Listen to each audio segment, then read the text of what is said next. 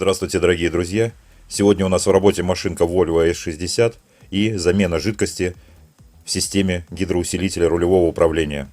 Для того, чтобы система гидроусилителя работала долго и верно, необходимо помимо замены жидкости также и менять расширительный бачок, так как внутри у него находится несъемный фильтр, который со временем рано или поздно забивается и происходит масляное голодание.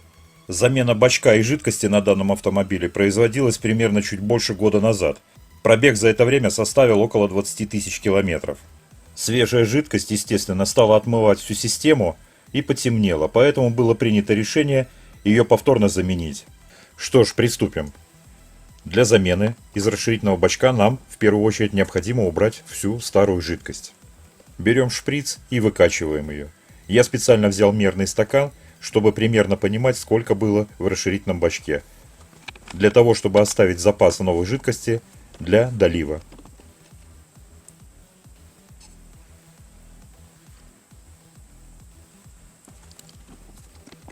Затем мы освобождаем хомуты и снимаем патрубки впуска и выпуска. Подкладываем снизу ткань, чтобы нигде ничего не пролить, и снимаем бачок.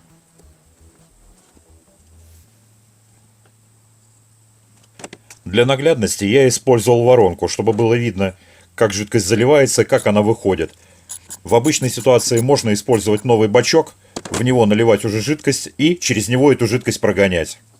Операция по замене несложная. Прежде всего вывешиваем перед автомобиля, чтобы колеса могли свободно вращаться из стороны в сторону. Далее заливаем свежую жидкость в воронку, либо в новый бачок. Помощник начинает крутить руль из стороны в сторону. Ну а мы при помощи шланга обратки и какой-нибудь емкости собираем отработку. И так продолжаем прогонять, пока на выходе не получим чистую жидкость. Обычно для прогона уходит 2 литровые канистрочки жидкости. В моем случае были 2 канистры литровые и пол-литра у меня оставалось с первой замены масла. То есть я прогнал в общей сложности целиком 2 литра через систему, так как пол-литра я оставил для того, чтобы заполнить бачок и выставить уровень. Данный способ замены считаю максимально эффективным. Не нужно пытаться завести двигатель, сразу же у вас все выплюнет, все обрызгает, и вы обязательно хапнете воздух. Не нужно скидывать ремень привода агрегатов и пытаться прокрутить насос ГУРа, чтобы как-то прокачать. Все очень просто, вывешивается автомобиль, крутится руль из стороны в сторону, и система прекрасно себя прокачивает. С каждой новой доливкой и прогоном через систему жидкость становится все светлее и светлее, становится все зеленее и зеленее, приобретает очень красивый такой цвет. После каждого выгона я шприцем забираю 20 грамм и по традиции разливаю по баночкам, которые мы в конце протестим, чтобы увидеть, как менялся цвет жидкости во время замены.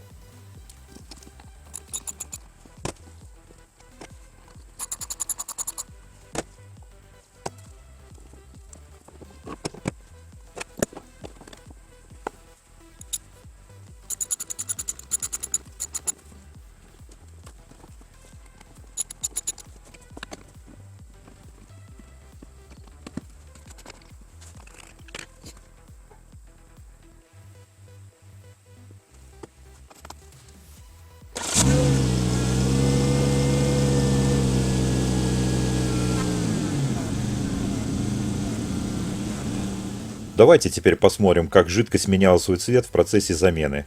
Камера, конечно, не может передать все цветовые гаммы, но она не такая уж и черная, как кажется на первый взгляд. Итак, это у нас с бачка взята была жидкость.